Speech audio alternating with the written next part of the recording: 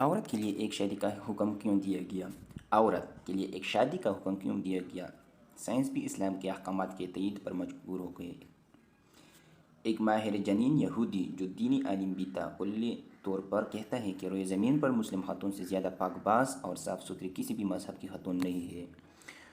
پورا واقعہ یوں ہے کہ البرٹ آئنسٹائن انسٹی ٹیوٹ سے منسلک ایک ماہر جنین یہودی پیشوا رابرٹ نے اپنے قبول اسلام کا اعلان کیا، جس کا واحد سبب بنا قرآن میں مذکورہ مطلقہ کی عدت کے حکم سے واقفیت اور عدت کے لیے 3 مہینے کی تحدید کے پیچھے کار فرما حکمت سے شناسائی اللہ کا فرما ہے۔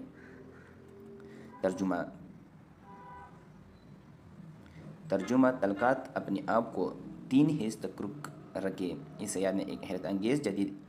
علم ڈی این اے کے انکشاف کی راہ ہموار کیا اور یہ پتہ چلا کہ مرد کی منی میں پروٹین دوسرے مرد کے بالمقابل 62% مختلف ہوا کرتی ہے، اور عورت کا جسم ایک کمپیوٹر کی مانند ہے۔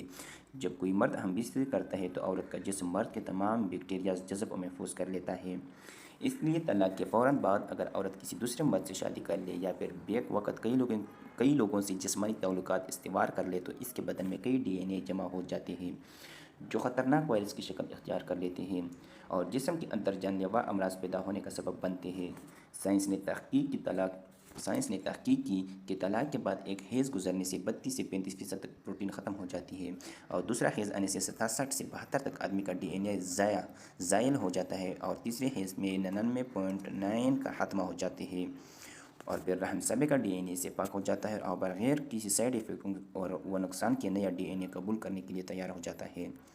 ایک طوائف کئی لوگوں سے تعلقات بناتی ہے جس کے سبب اس کے رحم میں مختلف مردوں کی بیکٹیریاز چلی جاتی ہے اور جسم میں مختلف ڈی این اے جمع ہو جاتے ہیں اور اس کے نتیجے میں وہ مہلک امراض کا شکار بن جاتی ہے۔ اور رہی بات متوفی عنہ کی عدت، تو اس کی عدت طلاق شدہ عورت سے زیادہ ہے کیونکہ غم و حزن کی بنا پر سبے کا ڈی این اے جلدی ختم نہیں ہوتا اور اسے ختم ہونے کے لیے پہلے سے زیادہ وقت درکار ہے، اور اسی کی رعایت کرتے ہوئے اسی عورت کے لیے 4 مہینے اور 10 دن کی عدت رکھی گئی ہے۔ فرمان الہی ہے۔ ترجمہ: اور تم میں سے جس کی وفات ہو جائے اور اپنی بیویاں چھوڑے تو چاہے کہ وہ 4 مہینے اور 10 دن اپنے آپ کو روک رکھے۔